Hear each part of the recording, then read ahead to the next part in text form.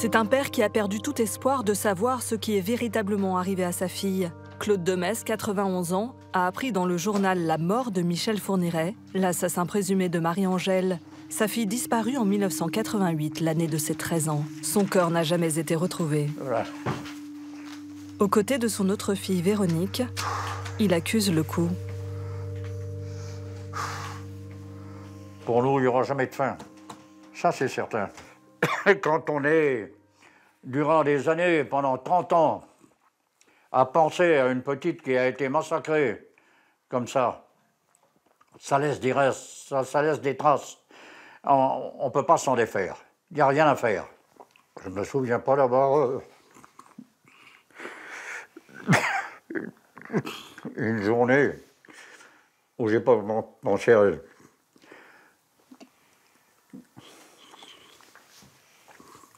On se sent vide. C'est dur à supporter. On sent un énorme gâchis parce que, en fait, même si aujourd'hui on a un procès, il n'aura pas la même valeur que si Fourniret avait été là. C'est comme ça. Fourniret est parti, il savait très bien qu'il allait mourir. Et il devait se réjouir en se disant « je ne vais pas vous faire un cadeau ». Et surtout de maintenir les gens dans un état de souffrance. Où se trouve la dépouille de sa fille? Michel Fourniret, décédé lundi, est parti en emmenant ses secrets dans sa tombe. Notamment pour les 4 dernières affaires pour lesquelles il a été récemment mis en examen. Des cold cases non résolus par une justice qui a mis trop de temps à cerner le parcours de ce tueur itinérant et imprévisible. L'affaire la plus emblématique de ces errements judiciaires est la disparition d'Estelle Mouzin il y a 18 ans.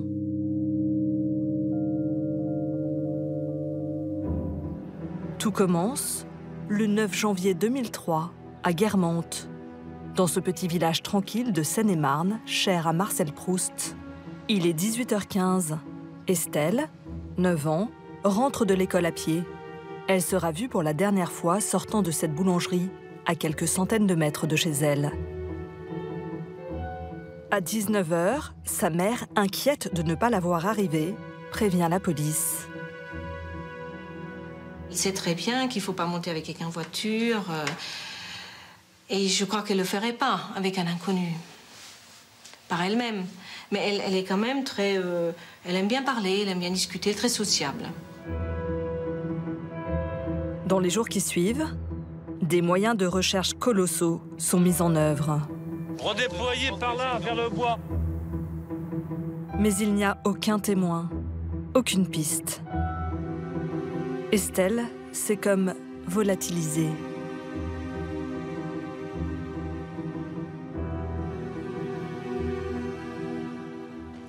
Cinq mois plus tard, un homme est arrêté à 300 km de là en Belgique.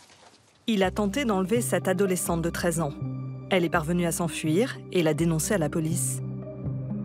Le ravisseur est un certain Michel Fourniret. Il est français, il a 61 ans. Les enquêteurs pressentent que l'homme est sans doute lié à d'autres enlèvements de jeunes filles. Mais Fourniret ne lâche rien.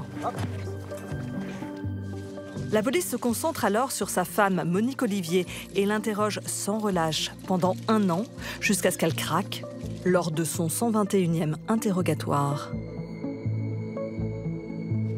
Daniel Bourgard dirige l'enquête côté français et assiste aux aveux de Monique Olivier. On voit bien qu'elle est vraiment à bout. Là, il faut reconnaître que la pression qu'ont mis les Belges, les collègues belges sur elle, là, c'est vraiment, c'est ça. Elle tremble de partout. Et puis donc là, c'est là qu'elle nous avoue 6 meurtres dans un premier temps, et puis à 1h du matin, elle nous en donne 3 autres, quoi. 9 meurtres. 9 meurtres entre 1987 et 2001. Les victimes ont entre 12 et 31 ans. Michel Fourniret confirme avec détachement et froideur être l'auteur des meurtres qu'il croit prescrits. Pour Estelle Mouzin, il nie. Et il a un alibi. Le soir de sa disparition, il a passé un coup de fil à son fils depuis son domicile en Belgique. Ce que confirment les relevés téléphoniques et sa femme, Monique Olivier. Un mensonge qu'elle mettra 17 ans à avouer. C'est elle qui a passé l'appel à la demande de Fourniret alors qu'il était en train d'enlever Estelle.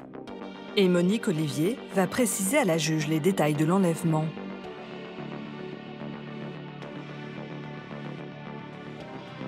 Après le rapt, Michel Fourniret aurait emmené Estelle dans les Ardennes et l'aurait séquestrée dans cette maison appartenant à sa sœur décédée. Il aurait violé et étranglé la fillette, puis serait rentré chez lui dans la nuit, le pantalon maculé de boue. L'avocat de Monique Olivier avance une explication sur les années de silence de sa cliente. Quand on a commis des atrocités ou qu'on a été complice d'atrocités avec Michel Fourniret, pour vivre avec ça, je pense que le cerveau crée des verrous, comme un coffre-fort avec plusieurs portes, si vous voulez. Donc il faut rentrer là-dedans, il faut remonter 17 ans, 20 ans, 25 ans plus tôt, et puis ouvrir les portes. Pas facile pour Monique Olivier de se libérer d'un pacte criminel qui l'a lié à Michel Fourniret pendant plus de 15 ans. Monique Olivier et Michel Fourniret se sont rencontrés en 1987. L'homme, ouvrier fraiseur, est alors incarcéré en région parisienne. Il a été condamné à 7 ans de prison pour 13 agressions sexuelles et un viol sur mineur. Michel Fourniret est né à Sedan, dans les Ardennes. Il a déjà été marié 2 fois et il est père de 4 enfants. Depuis sa cellule, il publie cette petite annonce dans un hebdomadaire catholique. Prisonnier aimerait correspondre avec personne de tout âge pour oublier solitude.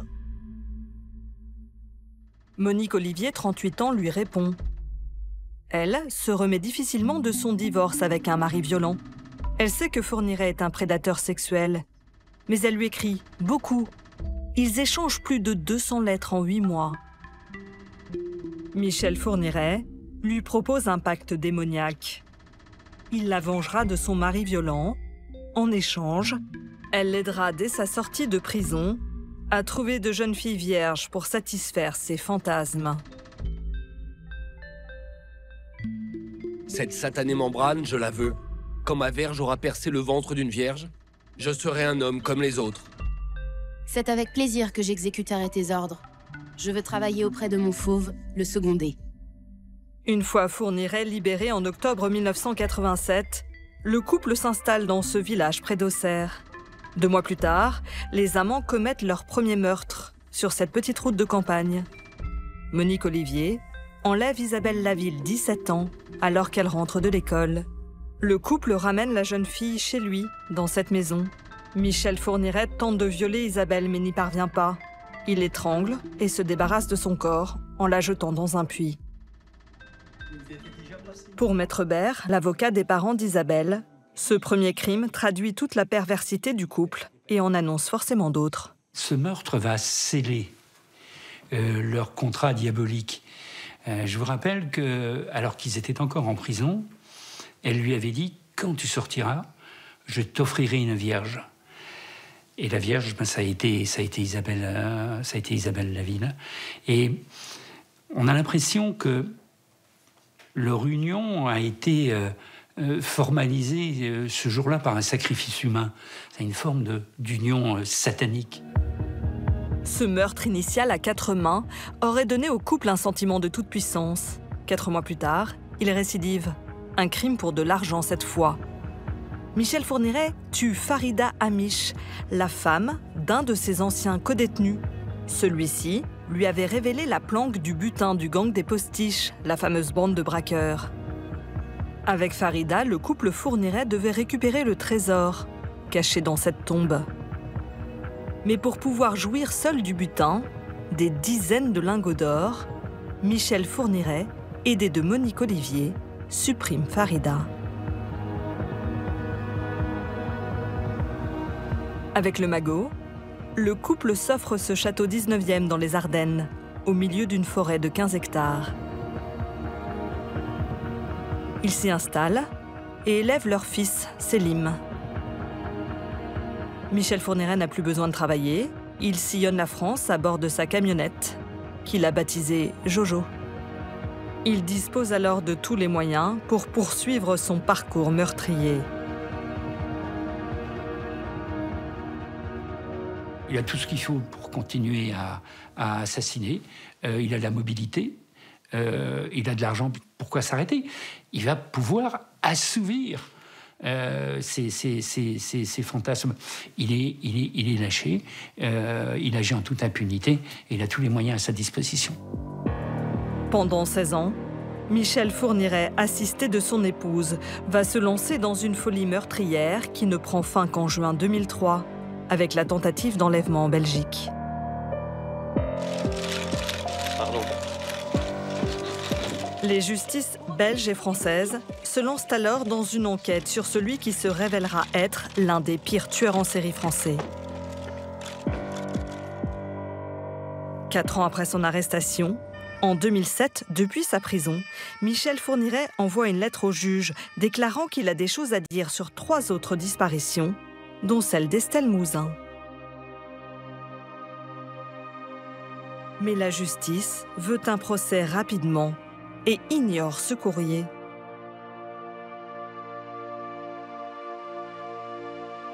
Pour l'avocat du père d'Estelle, maître Didier Seban, c'est une tragique erreur. Cette lettre, qui était une sorte d'aveu, elle devait être prise, si j'ose dire, au pied de la lettre. Michel Fourniret ne s'est jamais accusé de crimes qui seraient des crimes d'autres. Il est trop fier de son panthéon criminel pour revendiquer des faits qui ne le concernent pas. Les enquêteurs, comme les juges, ont très vite considéré que c'était un peu notre fantasme d'avocat des cold cases ou de spécialiste des tueurs en série. Pourtant, Michel Fourniret avait lui-même indiqué le chemin. Un an plus tard, en 2008, le procès se tient à Charleville-Mézières. L'audience est ouverte, veuillez vous asseoir, s'il vous plaît. Après 2 mois de débat, Michel Fourniret et Monique Olivier sont tous les 2 condamnés à perpétuité pour 7 meurtres précédés de viols.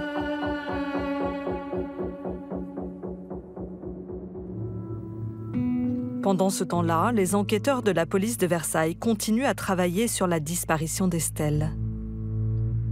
En Seine-et-Marne, les fouilles entreprises hier sous un restaurant. On a évidemment tout de suite pensé à la petite Estelle Mouzin disparue dans la région. Des fouilles d'un restaurant chinois où l'on ne retrouvera que des ossements d'animaux, à la piste d'un site pornographique en Estonie où une adolescente ressemble à Estelle. Les policiers explorent toutes les pistes, toutes, sauf celle de Fourniret. Pourtant, dès le départ, des indices troublants mènent au tueur en série. Quelques jours avant l'enlèvement d'Estelle, à Guermantes, une autre fillette a été abordée par un inconnu qui circulait dans une camionnette blanche, semblable à celle de Fourniret. Elle réalise un portrait robot, correspondant dans les grandes lignes au tueur en série.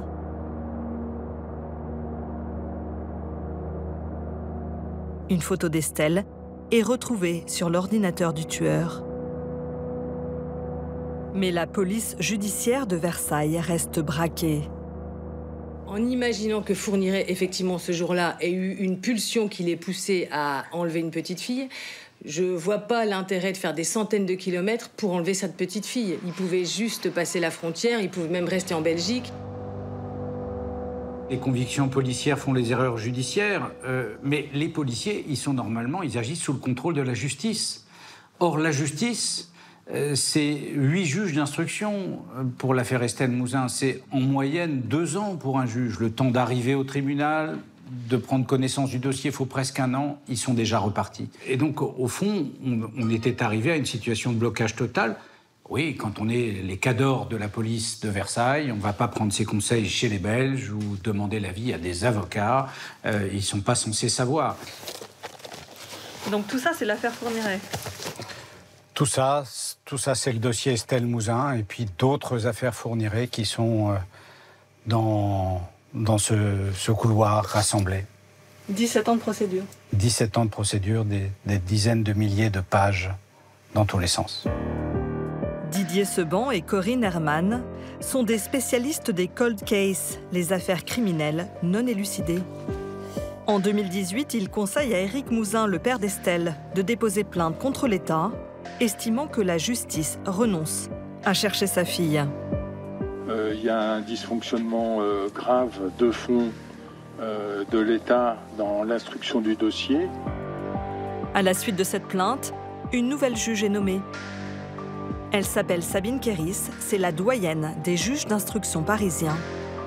Elle reprend méthodiquement les 85 tomes du dossier, lit les livres que Fourniret emprunte à la bibliothèque et s'attire la confiance du tueur en série qui dira même d'elle « Jouer avec un partenaire tel que vous, ça vaut la peine ». C'est une juge qui sait s'entourer des meilleurs et qui sait écouter et entendre ce que lui disent les uns et les autres, y compris les conseils, y compris les victimes. C'est une femme qui a une humanité hors du commun, qui n'est pas dans la réaction, dans l'immédiateté et dans le rejet, et qui a su, eux, qui sont traités comme des monstres partout, les traiter avec humanité, leur rendre cette part d'humanité qui leur permet de s'exprimer avec elle. Cette stratégie va porter ses fruits. La juge va résoudre 2 cold cases en quelques mois. La disparition en 1988 de Marie-Angèle Domès devant ce foyer du centre-ville d'Auxerre où elle vit. Et le meurtre de Johanna Parish, une jeune étudiante anglaise, retrouvée dans l'Yonne, à Moneto, en 1990. En février 2018, près de 30 ans après les faits, Fourniret avoue être le meurtrier de ces 2 jeunes femmes. Et la juge ne s'arrête pas là. Michel Fourniret et Monique Olivier sont également mis en examen dans la disparition de Lydie Loger, dans l'Orne, en 1993. Parallèlement, les interrogatoires concernant Estelle se poursuivent. En novembre 2019, Monique Olivier fait tomber l'alibi qui jusque-là protégeait son ex-mari. C'est elle qui a passé le coup de fil le soir de la disparition de la fillette, à la demande de Michel Fourniret. En mars dernier, Michel Fourniret avoue partiellement le meurtre d'Estelle Mouzin. Mais il précise que sa mémoire fiche le camp. Il est atteint de la maladie d'Alzheimer. Il reste des scellés retrouvés dans la maison de la sœur de Fourniret à Ville-sur-Lume, dans les Ardennes. La juge les fait analyser et l'ADN va parler 17 ans après les faits. Les empreintes génétiques d'Estelle sont identifiées sur un matelas. L'enjeu est maintenant de retrouver la dépouille de la fillette. Monique Olivier poursuit ses aveux au compte-gouttes et confie le mois dernier qu'elle était présente le soir où Fourniret s'est débarrassé du corps. Sur ces indications, il y a 15 jours, une 6e campagne de fouilles est entreprise dans les Ardennes, dans une zone entièrement déboisée.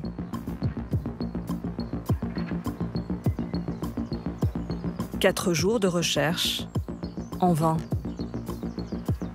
Un nouvel élan dans l'enquête, brisé ce lundi par la mort de Michel Fourniret. Le tueur en série, âgé de 79 ans, est décédé à l'hôpital parisien de la Pitié-Salpêtrière, où il avait été admis discrètement 2 jours plus tôt sous le nom de Thomas Petit. Il souffrait de troubles cardiaques et de dégénérescence mentale. Pour résoudre les 4 affaires dans lesquelles il a récemment été mis en examen, tout repose désormais sur les épaules de Monique Olivier.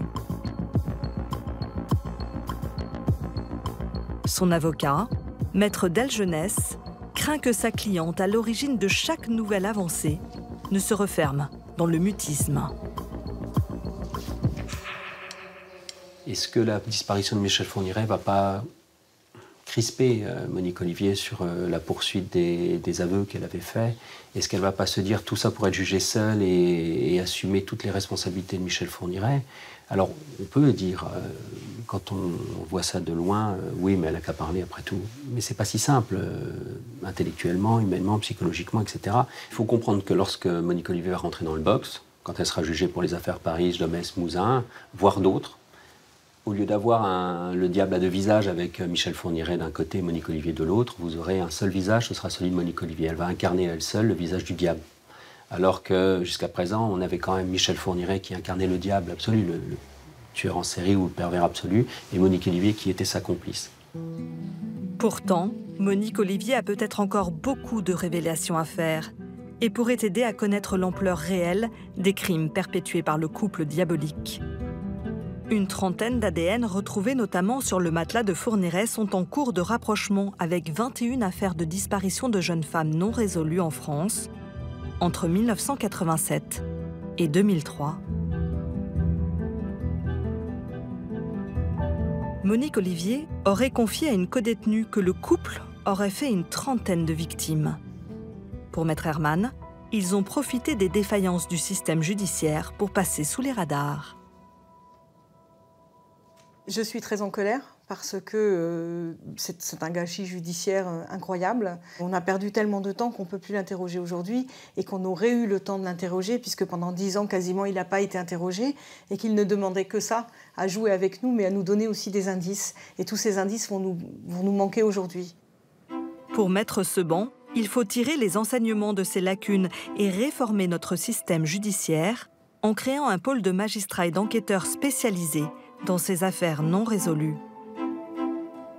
Au fond, on ne voulait pas nous écouter et je crois que ça montre que la parcellisation des juges, chaque juge avec son dossier, ces juges ne se parlant pas, ne connaissant pas l'affaire Fourniret, des enquêteurs ne s'étant pas penchés sur l'intégralité du parcours, ne pouvaient rien comprendre à ce qu'est un tueur en série. Au fond, on ne sait toujours pas enquêter sur ces affaires, on ne sait toujours pas donner des réponses aux familles et ce que nous espérons, c'est que ça change.